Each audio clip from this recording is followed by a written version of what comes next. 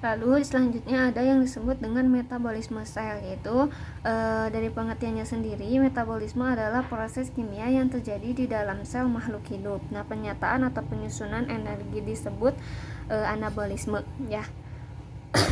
Nah, penguraian energi itu disebut dengan katabolisme. Jadi metabolisme itu dibagi menjadi dua, ada anabolisme sama ada katabolisme. Kalau misalkan anabolisme itu adalah penyusunan energi atau pembentukan energi. Kalau katabolisme itu penguraian. Jadi kebalikannya, penguraian energi. Nah, contohnya di sini ada proses fotosintesis.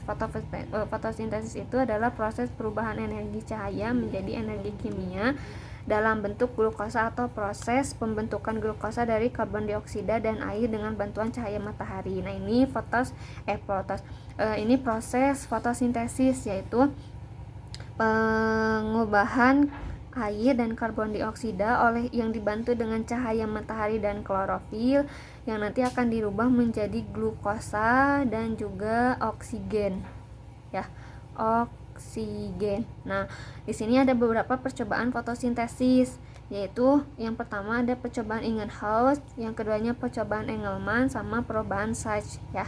Itu proses-proses percobaan pada fotosintesis. Kalau percobaan Ingenhousz itu menggunakan tanaman air hidrilla yang nanti diletakkan di bawah corong yang terbalik. Nanti jika tanaman tersebut terkena cahaya matahari, maka maka akan menimbulkan atau menghasilkan gelembung-gelembung gas kayak gitu. Nah, gelembung-gelembung gas ini adalah CO2 atau oksigennya. Terus ada juga percobaan yang kedua itu Engelmann. Nah, itu percobaan yang menggunakan ganggang hijau spirogyra yang kloroplasnya nanti berbentuk spiral.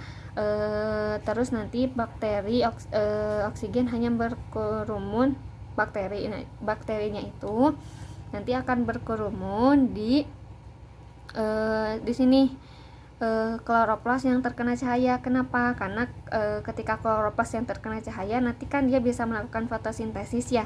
Artinya di sini kaya akan oksigen kayak gitu. Nah, ini membuktikan bahwa klorofil adalah faktor yang keharusan pada proses fotosintesis atau faktor yang penting pada proses fotosintesis kayak gitu. Yang terakhir percobaan Sachs. Kalau percobaan Sachs ini dilakukan dengan daun yang tertutup kertas timah, lalu nanti diuji dengan iodium lugo.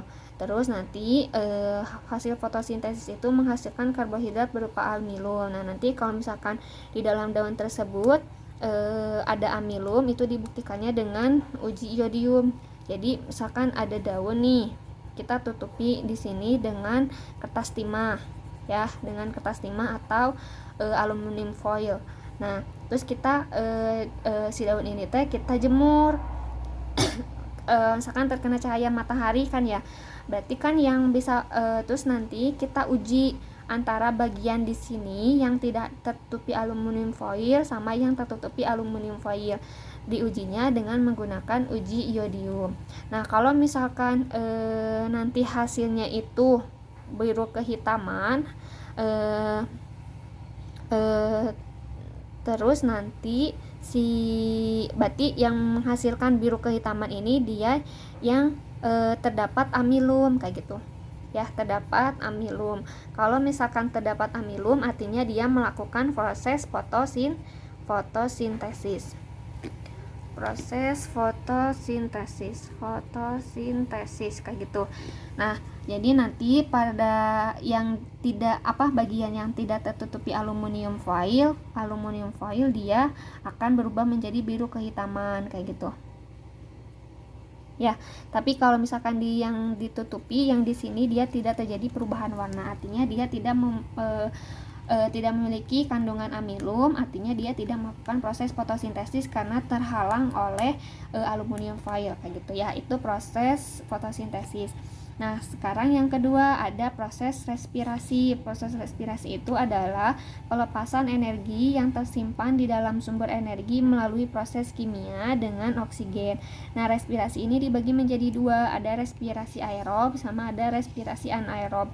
Kalau aerob berarti respirasi yang membutuhkan oksigen untuk menguraikan glukosa, seperti yaitu katabolisme, kan dia menguraikan ya.